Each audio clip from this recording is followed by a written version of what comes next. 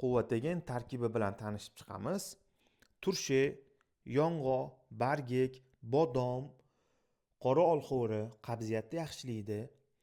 O'rik mag'zi yurak qon tomirlariga juda ham foydali. Xurmo, kishu omegaga juda ham boy. Qora magiz gemoglobinni ko'taradi, sariq magiz qonni filtrlaydi. Yer yong'oq tuzlanmagan, qovurilmagani juda ham kuchli hisoblanadi, vitaminlarga boy, ayniqsa ichida proteinlari ham bor tabiiy ravishda. Klukva mevasi Amerikaniki, pochka uchun juda ham foydali. Xom xandon pista juda ham kuchli hisoblanadi, bu ham Amerikaniki. Ichki parazitlarni qiradigan qovoq urug'i. Buni alohida ham blenderdan chiqarib suvga aralashtirib yosh bolalarga berilsa, inshaalloh ichki parazitlarni o'ldirib yo'q qiladi.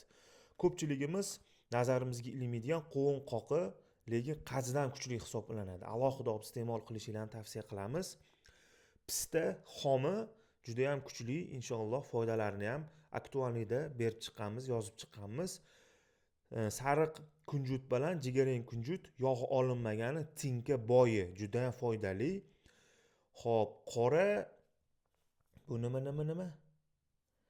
Albatta bu qora sedana o'limdan boshqa hamma dardga davo bo'ladigan, yog'i olinmagan original inshaalloh.